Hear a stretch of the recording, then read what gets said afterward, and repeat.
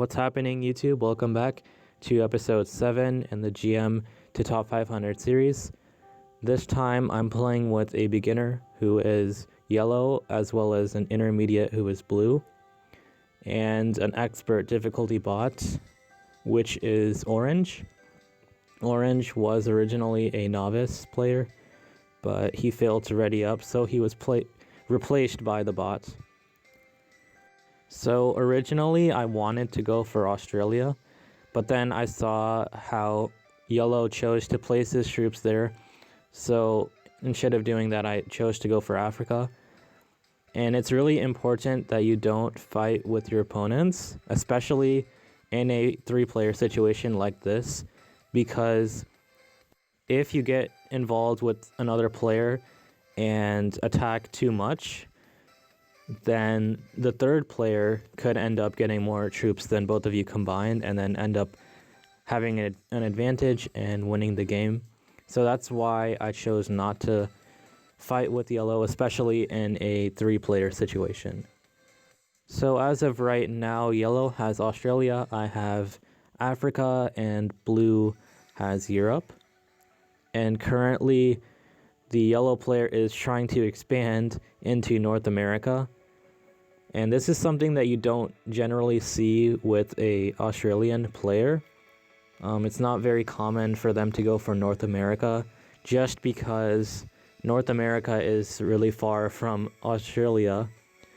And usually the Australian player either just turtles in Australia by building up a really big army on Siam and only getting like one territory a turn, or they expand into Asia. But in this game was unique in that the yellow player actually got to capture North America as well as Australia. So now the yellow player will become the strongest player, but he won't be overpowering both me and blue, because currently North America and Europe cancel each other out, but I have Africa to yellow's Australia, so technically blue and I are getting more troops than yellow is every turn. So even though yellow is a dominating player, the balance of the game is still sustained in this situation. Something else that's notable about this situation is that while blue and yellow are guarding all of their borders, I'm not guarding all of my borders at all. I'm just putting my big army on East Africa, which does connect to my other borders. So if anyone wants to attack me, I will only lose either 3 or 4 troops, which is not a lot. But if somebody wants to attack either yellow or blue, then they will go through one of their bigger armies. So that's one benefit of not guarding all of your borders, is that you don't lose that many troops if someone does attack you, but you also have your army there in case anyone does attack you, so that you can threaten them back with that army. So on that turn, I decided to turn in my set and capture South America, and there are 2 different reasons why I did that. Number 1 is I don't want yellow to expand and capture both of the Americas plus Australia, because then I would have to rely on blue to attack yellow so that yellow wouldn't become too strong. And the second reason why I did that is just so that I can get more troops, so that I'm not the weakest player. However, the blue player made a very tactical play by turning in his set of cards and then blocking me in Africa, because he split his army between Ukraine and the Middle East, and that made it so that I can't get a card. I couldn't get a card that turn. And then if you saw, the bot actually decided to attack yellow's 7 troops army, and then that made it so that yellow chose to take out the bot, but he actually had to take down 23 troops and he only got 2 cards. Another thing is that he actually ran out of time taking out orange, so this allowed the blue player to invade yellow into Australia and then take over Australia, which is really good for me because this will start a battle between yellow and blue. So yellow turned in a set and then recaptured Australia, moving his army down from Asia to protect it. But what I wasn't expecting was the blue player invading me into Africa. So in this position, I decided to move my army out of the way so that he can go through me and attack yellow into North America. And then on the same turn, I told yellow, I sent an attack request to yellow to attack the blue player in order to encourage the conflict between blue and yellow. And fortunately for me, blue decided to invade yellow through me into North America, but he didn't invade yellow into Asia. And currently, as you can see, the yellow player is the strongest player by far, and it is necessary that me and blue, start dealing with yellow so that he doesn't become overpowering. So it is necessary for blue and I to start teaming up against yellow just to keep yellow in check and keep the balance of the game sustained. However, yellow keeps on invading me into my continents, so that makes it that much harder for us to deal with yellow because blue keeps on attacking me and making it easier for yellow to win this. So I decided to try to go for South America instead of Africa. And then yellow goes and he blitzes blue's big army and gets a favorable blitz roll, being the attacker. And then he captures Asia. So now it's up to blue to deal with yellow. But instead of doing that, he invades me into South America. And then he uses the rest of his time to invade yellow into Asia. So he's attacking both of us, both me and yellow, even though I am the weakest player and yellow is the strongest. So blue is making a mistake by trying to attack both of us, even though yellow is the strongest player. So that's one thing that I've noticed about blue, is he's an extremely aggressive player and he attacks every continent that he can possibly attack. So even if the other players are weaker or if they're stronger, he doesn't care. He only cares about attacking into another person's continent. So I chose to capture North America to try to counterbalance yellow and make sure that the balance is sustained. However, blue chooses to invade me even though I'm the weakest player. So in this situation, I know for a fact that I won't be able to hold a continent, but it is necessary that I attack yellow into Asia. So I decided to just not go for a continent anymore, because I know whichever continent I go for, blue is going to attack me. So in order to keep the balance of the game while also making sure that I don't get invaded, I just decided to not go for any continent. And I decided to put my army inside of Asia so that yellow can't go for Asia.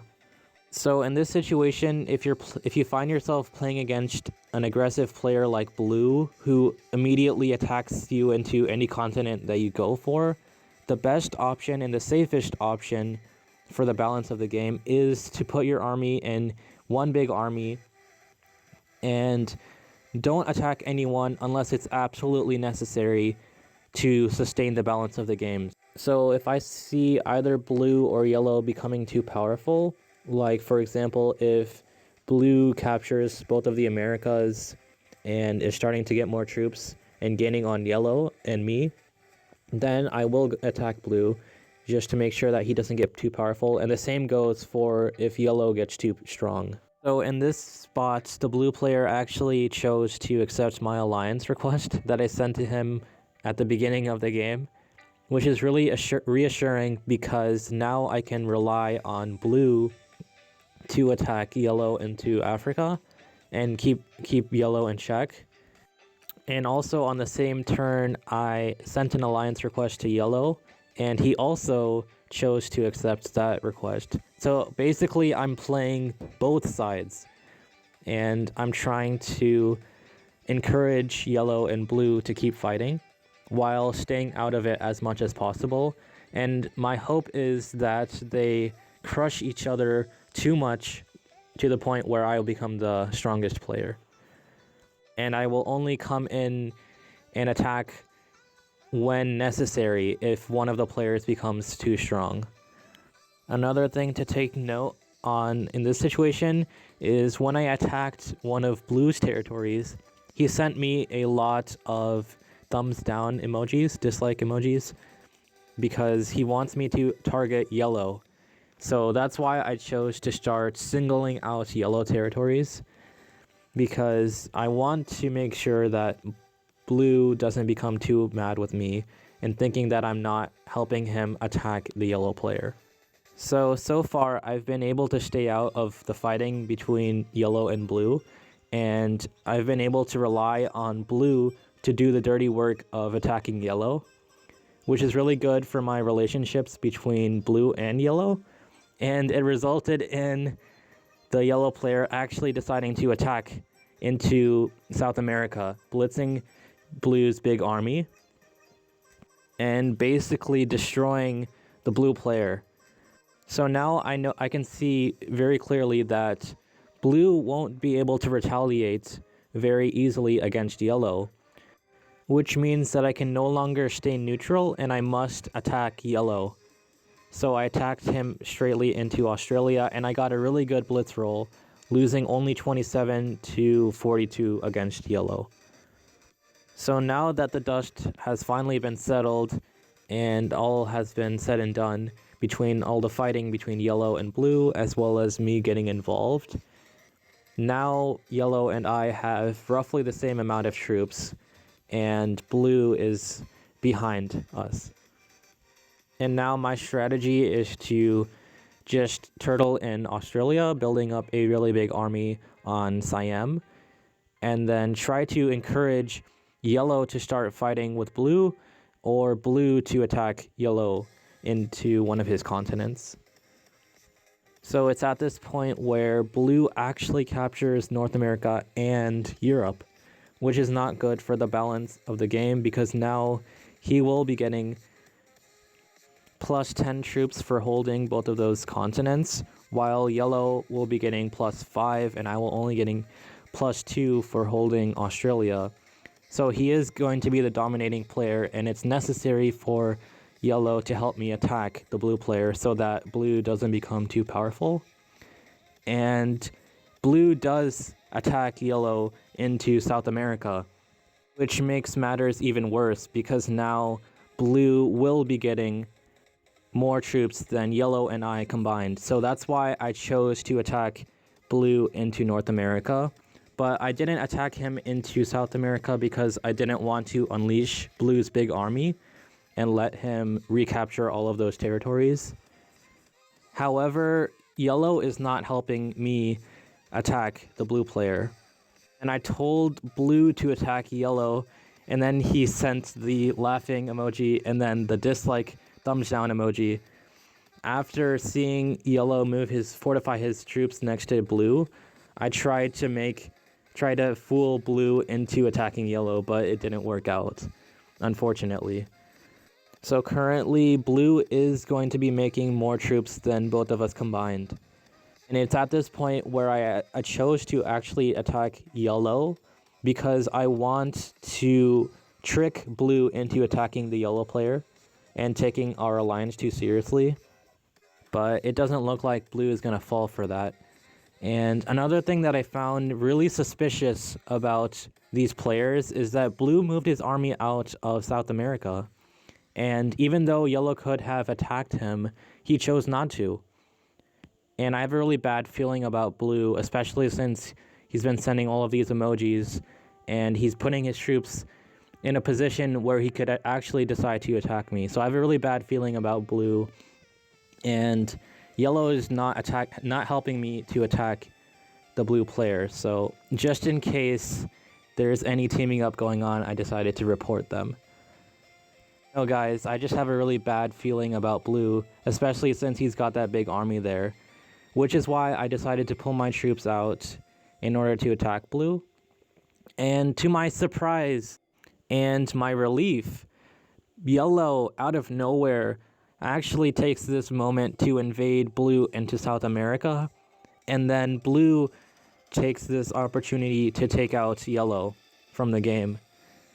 So now we have roughly the same amount of troops, blue and I, in this 1 versus 1 situation.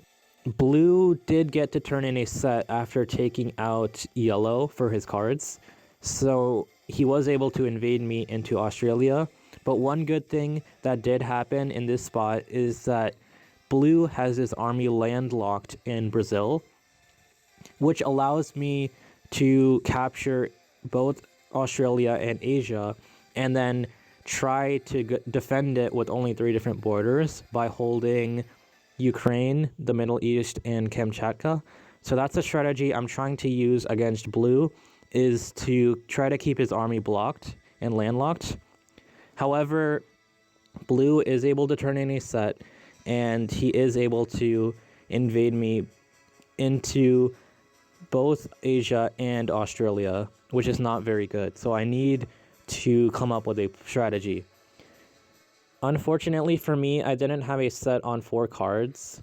So in this spot, if you find yourself in a 1 versus 1 situation, then you need to make sure that you capture as many territories as possible and then capture as many continents along the way, just so that your opponent doesn't get too many troops.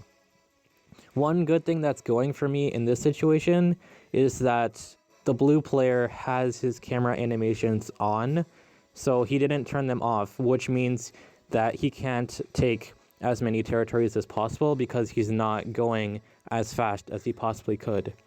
So I do get a set on 5, a 10 troop set, which is really good because it allows me to invade Australia as well as capture some continents.